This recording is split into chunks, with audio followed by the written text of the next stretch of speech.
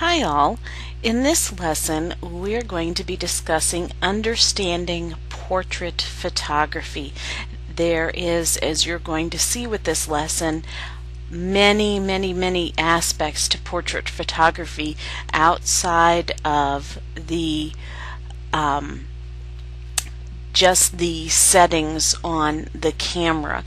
The video portion of this lesson is going to mostly focus on the settings in the camera, but the written portion here is going to discuss a lot of other things involved in portrait photography, and it's going to give you a new appreciation for those professional photographers. And so here we go. What is portrait photography? It is capturing people. It can be one person or a group of people, and it's not really considered a snapshot but a composed image. So a snapshot would be more impromptu. This is composed, taking time to set it all up. Why is this an aperture setting? You will recall when we started talking about aperture that I have in our course outline grouped all of the icons, the modes that our cameras have, especially our point and shoot cameras, to go with aperture. This is one that focuses on aperture. And why is this an aperture setting? The focus is the person's face, although the entire body and the background may be included. Use a large aperture or that small number for nice blurry backgrounds. You're going to recall that shallow depth of field gives you that cool blurry background. And then you would focus on the face. Or, of course, it's not wrong to use a small aperture with a large number and keep the whole photo in focus, including the background. These are just the choices that you have. So this is why it's an aperture setting. You would be using that AV mode if you have a DSLR camera to make your choices on whether to blur out the background or not.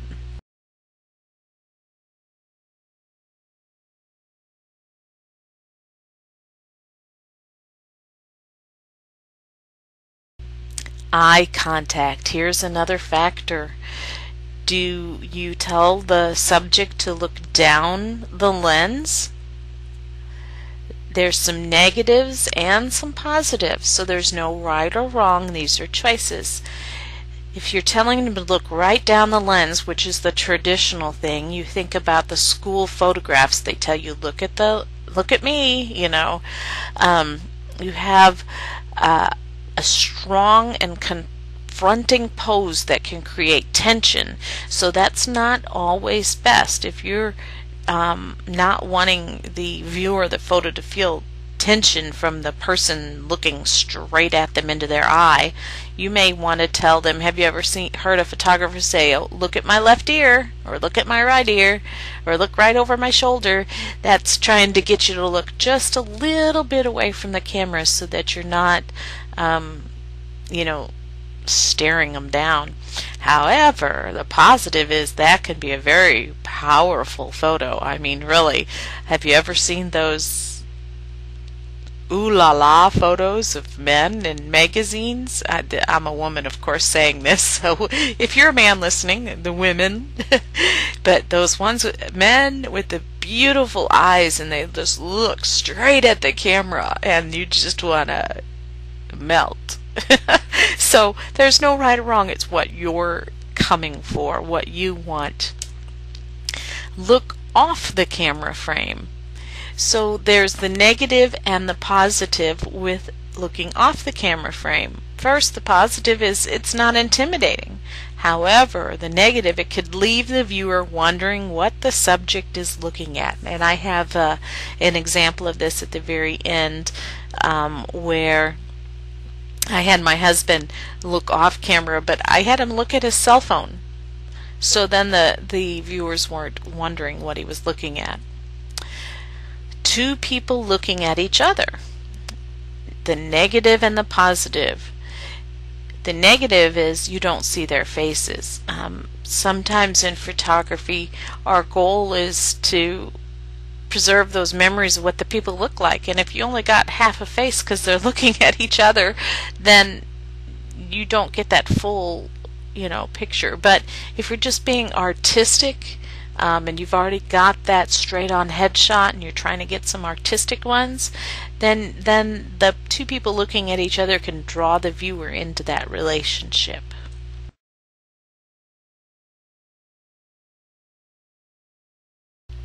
So putting it all together, what we've talked about, the camera settings, you have to pay attention to the camera settings, pay attention to the lighting, pay attention to the posing, pay attention to the eyes, pay attention to the hands, pay attention to the mouth, pay attention to the expressions, pay attention to the location and what's in the background, pay attention to framing the shot.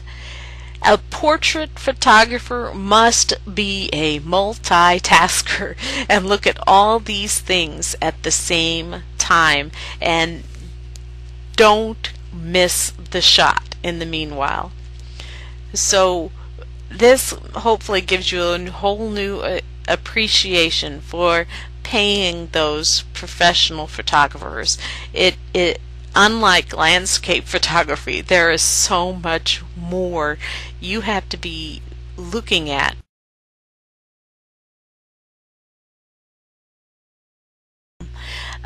We actually decided to first film this against texture. We talked about texture, and so actually let's see if I can go backwards. Somehow we skipped a photo. Okay, we originally were going to do it here because we talked about texture, and I love texture in the background, and we found a building at the park with a brick wall, and then next thing we knew, all of a sudden a field away, the family having a picnic began getting really noisy. So I moved to the other side of the building. We were private, nobody around, quiet day at the park, almost no one around. And what happens? Somebody drives up, parks, and gets out to play at the playground there. And we waited and tried waiting and waiting, and they could tell we were obviously there first and using the spot, and they still wouldn't leave, so we had to leave. But here are a few shots I got against the brick wall. This shows you the texture, and this also is a little bit crooked. You can see I would probably edit this in Photoshop because the lines in the brick wall slant a little bit. But this is that squared up straight view. And then the next view, I told him to slant a little bit or lean over, and you can see it's a much more artistic photo with him leaning and having the lines of his shoulders go a little bit different than the brick lines in the brick wall. And here's the one I said where I had him now not look straight down the camera, and so that we don't wonder what he's looking at off camera, I told him to pick up his cell phone and look at it. And so you can see that gives you a whole different feel to that photo. And here's another one, same thing, but I moved my camera. I'm actually now not straight on him, but I'm actually a little bit below him and looking up, taking the photo. So this just shows you between this photo and this one, how just changing your angle, that you can make a huge difference in the photo. Here's one at the park. Same thing. We have this is where we had to move to get privacy, and then what happens right after I started videoing, somebody came up to the parking lot, a whole group of people. Oh, we had a day photographing that last video, but they happened to go off on down the hill, and then we were left in privacy. But this is where we have a whole body portrait. You can kind of read his body language. This is actually a very natural pose for him. He puts his fingers in the pocket like that all the time. You can see he's on a hill, so he's slanted down. He's not standing straight up. He's got one leg straight and one bent, but he is square with the camera. And then you look at the next one, and I had him turn just a little bit, and you can see what a huge difference it makes. In this one, we have used the aperture priority so that the background is all sharp. In this one, you can see I've changed the aperture priority to blur out the background. So you can, both are right, neither one or the other or wrong. It's all you doing this stuff on purpose. This one I'm sharing with you because I told him to go out there and squat down like he always does. This is him in a natural position. I like this photo because as a family member, I know this says him. And that is some of what, if you're a professional photographer, those are the photos that the family is going to pick out, the ones that speak out as them being them. And so it's okay to squat and whatnot, and there's reflections in the water in the background, and actually it's not too bad on the rule of thirds either. Here's the next photo, and this was taken during the video shoot, and this is what I want to mention, where I could not move the camera around very well being on that tripod. I did purposefully move it a little bit so that tree was not growing out of his head. But now the tree over here is on the rule of thirds, and so my eye is actually almost going to that tree first before it goes to him in the center. So I probably, if I was not on my tripod, not filming, would have recomposed this shot just a little bit more to take those things into consideration. You can see the background here is slightly blurry. I think this one was taken with the point and shoot. So this shows you a little bit about how the point and shoot gives you that kind of average blurriness in the background. If we go back to this one, you can see it's much more blurred, which I was able to do with the SLR, but this is kind of a natural blurring. And then this is expressions.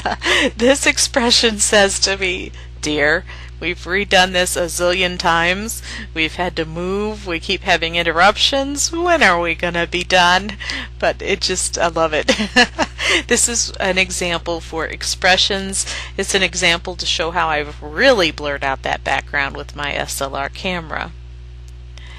And this expression is the one I know my husband for. So I saw this photo and I absolutely loved it because this is him. This is an expression he might normally give to me.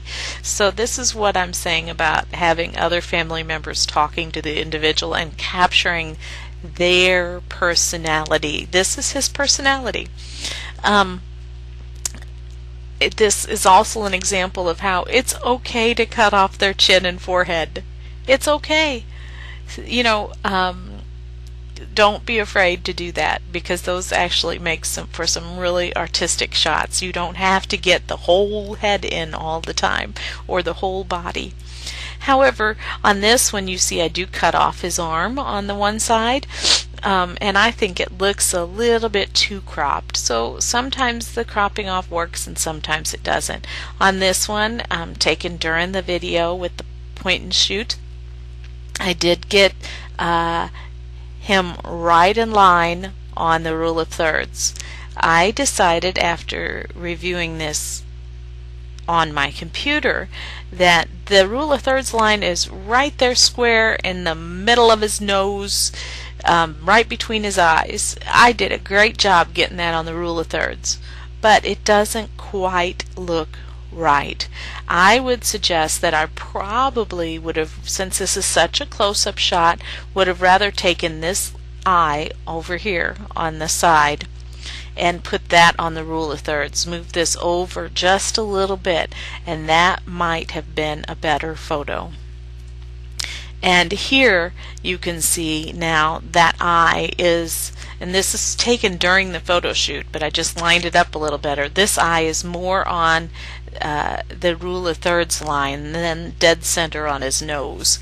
And so, and it allows you to see more of the background. So this is actually a better photo to me than the last one. And that is the end of our slideshow, and so I hope you have learned a lot, and I can't wait to see your portrait photos.